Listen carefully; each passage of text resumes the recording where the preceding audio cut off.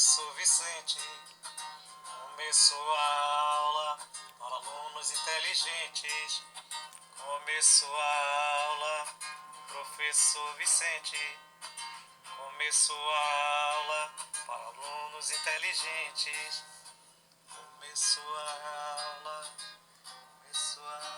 Começou a aula. E a aula de hoje, História do Brasil. Vamos estudar um assunto muito interessante, a vinda da família real portuguesa para o Brasil. Esse assunto é interessante demais porque na história é algo muito ímpar que a metrópole, a corte, a coroa se desloque do seu trono e venha então trazer todo o aparato real para a colônia. Bem, mas esse assunto ele nos ajuda a compreender por que foi tão diferente o processo de independência do Brasil em relação ao processo de independência de todas as outras colônias latino-americanas. A independência do Brasil está relacionada à vinda da família real. E isso muda todo o processo e a dinâmica do processo em relação ao que aconteceu com as demais colônias, que de forma mais direta se rebelaram contra a metrópole. O Brasil passa por um processo bem diferenciado. O Brasil passa por um processo bem paulatino, bem longo e muito interessante. A Europa estava vivendo um momento de muita crise, porque estava acontecendo nesse período as chamadas guerras napoleônicas. Era, na realidade, início do século XIX, fim do século XVIII, e Napoleão estava fazendo realmente o terror em toda a Europa. Naquele momento da história, a Europa estava dentro de uma programação francesa chamada bloqueio continental. O bloqueio continental impedia o comércio de qualquer nação que não tivesse a autorização napoleônica e mais. E também impedia aquelas relações para o fortalecimento da Inglaterra. Naturalmente, alguns países eram aliados da Inglaterra. A Espanha era um deles e sofreu a invasão de Napoleão. Certamente Portugal seria a próxima.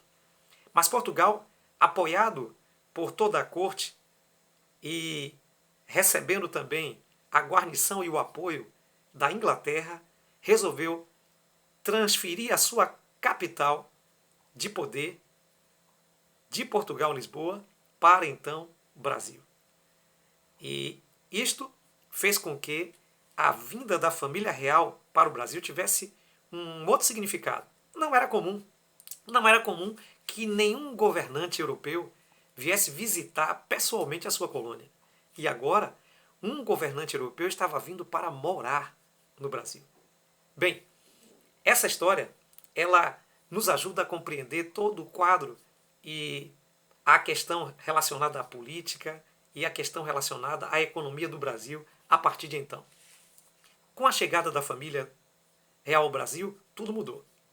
Foi uma viagem muito difícil, um período de 3 meses, embarcações diversas, não foi só a embarcação da família real, mas a embarcação de várias pessoas da corte, então foram várias embarcações chegando ao Brasil. No percurso da viagem de 3 meses, muito se passou de provações e dificuldades. Era o tempo dos piratas, era um tempo da escassez, eles não tinham muito alimento dentro das embarcações e eles passaram também algumas dificuldades. Mas finalmente chegaram ao Brasil. As embarcações tomaram rumos diferentes.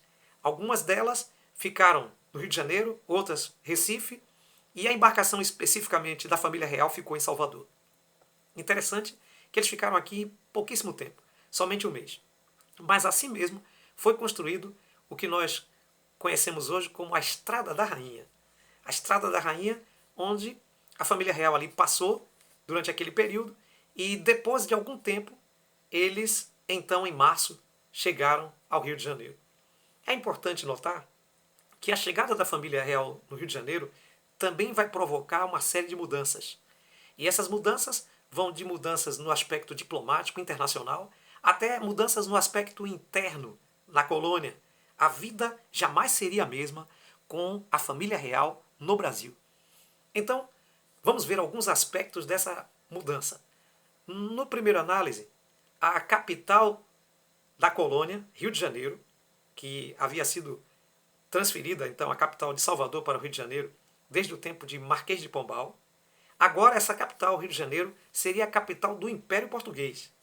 Lembrando que o Império Português tinha 5 colônias e o Brasil era uma das mais distantes. Uma das razões de que a Carlota Joaquina, ela, não querendo vir para aqui, ela chamava aqui do Quinto dos Infernos. Mas esse lugar, justamente que era tão repudiado, foi o lugar de refúgio para a coroa portuguesa. Em chegando ao Rio de Janeiro, então, era necessário quebrar algumas ações que disciplinava e controlava a colônia, porque agora a colônia ela iria trabalhar com uma dinâmica diferente, uma vez que o próprio rei estava aqui. Uma vez que o príncipe regente, né, que ele ainda não era exatamente rei, Dona Maria ainda estava viva, mas ele era o príncipe regente e como ela era acometida de enfermidade, ele trabalhava e atuava como se fosse realmente o rei. Eu me refiro a Dom João VI. Dom João VI, então, precisava fazer alguns arranjos para que essa colônia tivesse assim um status de um lugar diferente agora com a presença do rei. Bem, uma das primeiras coisas que ele fez foi pôr fim no pacto colonial. O pacto ou exclusivo colonial é justamente aquele sistema que, no aspecto de compra, venda, negociação econômica, a colônia ela era dependente justamente da decisão, da indicação da metrópole. Agora, uma vez que o rei estava na colônia, a metrópole não podia agora assumir o comando nas negociações. Então a primeira coisa que ele fez, que quebrou o pacto colonial, foi a abertura dos portos. E essa abertura dos portos, ela tinha na realidade um ingrediente a mais. A abertura dos portos para que a colônia pudesse negociar com qualquer outra nação, mas em especial com a nação que protegeu os portugueses para vir para o Brasil, justamente os ingleses. Então, a abertura dos portos para as nações amigas. Então, agora, as nações amigas poderiam negociar com a colônia brasileira porque o rei estava lá.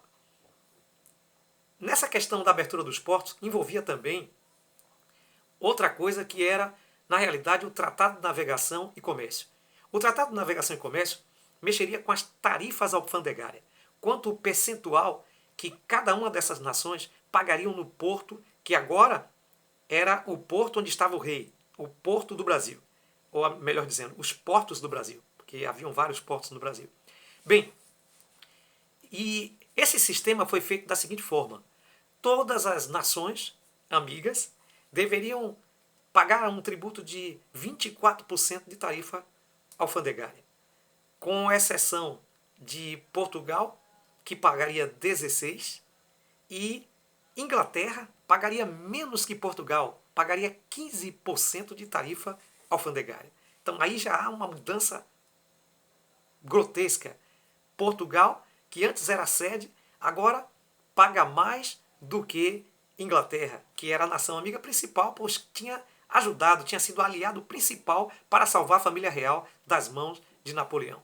Bem, essa chegada da família real ao Brasil vai mexer com a estrutura também do Rio de Janeiro, da cidade do Rio de Janeiro. A cidade ela vai se tornar mais interessante, entretanto, ela vai passar por um processo de alargamento, distanciamento, né, de aprofundamento no que diz respeito às divergências sociais. Então vai se alargar, vai crescer mais as divergências sociais no Rio de Janeiro entre pobres e ricos com a chegada da família real para o Brasil. E uma das coisas que a gente deve chamar a atenção aí era as casas onde iria abrigar todo aquele povo da corte.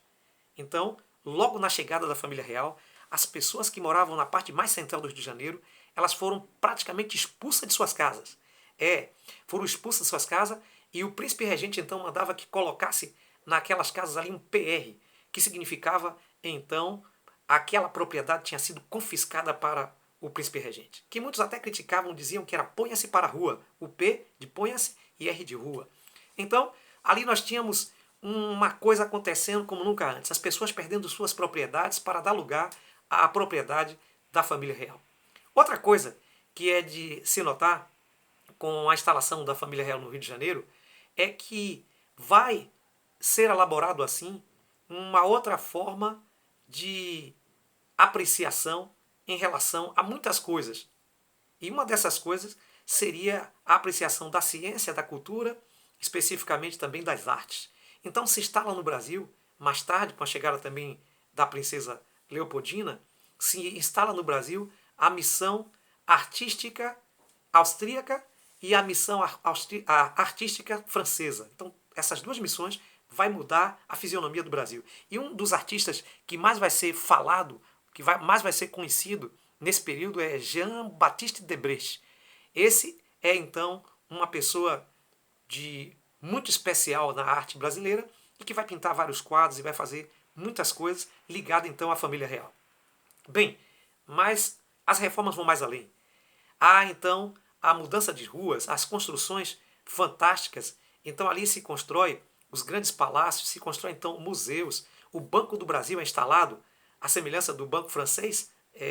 Dom João VI vai criar o Banco do Brasil, que existe até hoje, o Banco do Brasil, Jardim Botânico, uma série então de coisas que não existia, bibliotecas que não existiam no Rio de Janeiro. As ruas serão calçadas de pedra, como a gente conhece hoje, de paralelepípedo, e iluminação nos postes com óleos de peixe. Então vai haver uma grande diferença naquela fisionomia do Rio de Janeiro. E ali aquela Avenida Botafogo, onde vai morar justamente as pessoas consideradas mais importantes. Também há uma diferenciação no mercado. O mercado começa então a ser bastante badalado e os escravos, eles agora têm uma nova função. Assim, os escravos africanos, eles passam a ser chamados de negro de aluguel e negro de ganhos. Esses vão trabalhar ali no centro urbano e vão desenvolver trabalhos como engraxate, quituteira, transportador de alguma coisa, balconista. Então esses escravos vão trabalhar com trabalhos urbanos, não com trabalhos que eles estavam acostumados a fazer lá no canavial. Então há uma mão de obra específica para então a cidade funcionar. E isso leva também o crescimento da marginalização. Isso leva também o crescimento dos acirramentos, das diferenças entre o povo mestiço, o povo índio, o povo negro, contra a presença maciça do povo português, que saía desfilando pelas calçadas com aquelas roupas europeias, que era totalmente diferente da questão da cultura brasileira. E isso vai trazer para as pessoas um grande inquietamento. Mas assim então, a família real se instala ao Brasil e começa aí o que nós chamamos do período joanino. Esse período joanino, ele vai se instalar no Brasil até chegar ao que nós conhecemos como a época da independência. Na realidade, as guerras napoleônicas acabam, Dom João VI tem a necessidade de voltar para Portugal devido a pressões que ele estava enfrentando, embora Dom João VI gostasse do Brasil, e então, com a sua saída, ele deixa no Brasil o príncipe regente. Príncipe regente que vai então tomar e encaminhar aí para o trono do Brasil, Dom Pedro I, e com as pressões do povo e as pressões europeias, então começa a surgir os interesses do Brasil. Os interesses do Brasil são demonstrados por chamado Partido Brasileiro. E esse Partido Brasileiro vai influenciar muito o príncipe regente. Inclusive José Bonifácio, que vai ser um daqueles que vai estar bem próximo ao príncipe regente, influenciando para que ele possa tomar uma decisão de cortar os laços com Portugal. E isso vai acontecer justamente no dia 7 de setembro de 1822, quando Dom Pedro I, então, corta totalmente os laços com Portugal. É necessário chamar a atenção para pinturas como aquela pintura do quadro de Pedro Américo, que aparece Dom Pedro I, então ali às margens do rio Piranga com a espada, gritando independência ou morte. Na verdade, sabemos que aquilo foi preparado 50 anos depois e que, de fato, esse grito da independência não aconteceu exatamente desse jeito.